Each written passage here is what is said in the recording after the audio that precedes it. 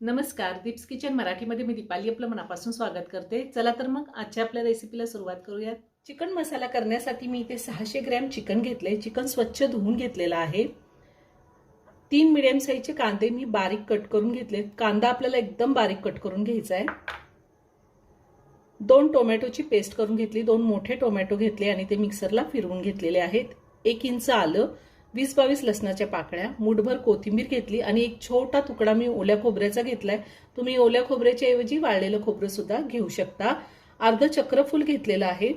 एक तुकडा दालचिनीचा घेतलाय, 4 मिरी, 2 लवंगा, अर्धा चमचा जिरे, अर्धा चमचा तीळ घेतले आणि पावडर मसाल्यामध्ये आपल्याला हा माझा घरगुती कांदा लसूण मसाला आहे तो 2 चमचे घेतलाय। 2 चमचे धने पावडर, 1 चमचा चिकन मसाला आणि 1 चमचा मी काश्मीरी लाल मिरची पावडर घेतलेली आणि अर्धा चमचा हळद घेतली। चवीनुसार आपल्याला मीठ लागणार आहे आणि चिकन मसाला करण्यासाठी तेल लागणार आहे। सगळ्यात आधी आपण चिकनला हे जे मसाले घेतलेले आहेत पावडर मसाले ते लावून घेऊया। त्यातच मीठ घालायचे, चवीनुसार मीठ घालायचे। मी मीठ सगळं आत्ताच घातलेले आणि ही जी टोमॅटोची पेस्ट केली तीही मी आत्ताच घालणार आहे। तुम्हाला जर टोमॅटोची पेस्ट घालायची नसेल तर तुम्ही दही सुद्धा घालू शकता, पण दही फक्त 4 ते 5 चमचेच घालायचे, जास्त घालायचं नाही आणि शक्यतो आंबट दही वापरायचं नाही। आणि आता हे सगळं व्यवस्थित लावून मी चिकन 15 ते 20 मिनिटं झाकून ठेवणार आहे। चिकन आपलं 15 ते 20 मिनिटं मॅरिनेट होईल तोपर्यंत आपण वाटण तयार करून घेऊया। मी मिक्सरचं भांडं घेतलंय, त्यामध्ये आता आपल्याला वाटून घ्यायचंय। खोबरं घेतलंय, आलं, लसूण, लवंग, मिरी, दालचिनी, जिरे, तीळ आणि चक्रफूल हे सुद्धा आपल्याला वाटून घ्यायचे। त्यातच मी कोथिंबीर घालते आणि अगदी थोडं पाणी घालून आपल्याला हे वाटून घ्यायचे।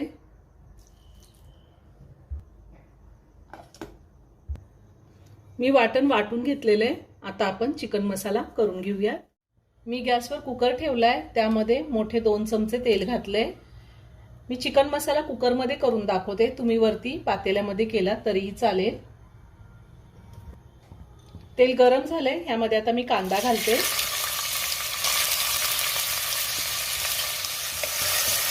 कांदा मी चांगला 2 ते 3 मिनिटं परतून घेणार आहे। आपल्याला कांदा बारीकच चिरून घ्यायचा आहे, जास्त मोठा नाही चिरायचा। कांदा चांगला परतून घ्यायचा आहे आपल्याला। कांदा मी चांगला लाल होईपर्यंत परतून घेतलेला आहे। आता आपल्याला ह्यामध्ये आपण जे हे हिरवं वाटण तयार करून घेतले ते घालायचे आणि पुन्हा चांगलं तेल सुटेपर्यंत परतून घ्यायचंय। वाटण मी चांगलं तेल सुटेपर्यंत परतून घेतलेलं आहे। आता आपल्याला ह्यामध्ये मॅरिनेट केलेले चिकन घालायचे आणि हे चिकन मी पुन्हा 5 मिनिटं चांगलं परतून घेणार आहे। ज्यावेळेस आपण चिकन परतून घेतो त्यावेळेस गॅसची फ्लेम हाय टू मीडियमवर करायची आहे आणि चिकन चांगलं परतून घ्यायचंय।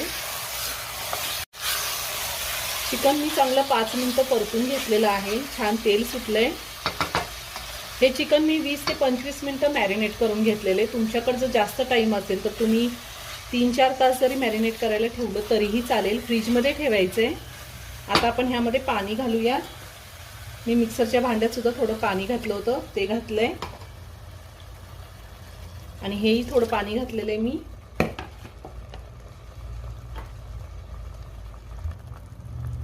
आता मी अजून पाणी घालते। हा 1 ग्लास पाणी घेतलेलं होतं, त्यातलं मी थोडं मिक्सरच्या भांड्यात घातलं होतं।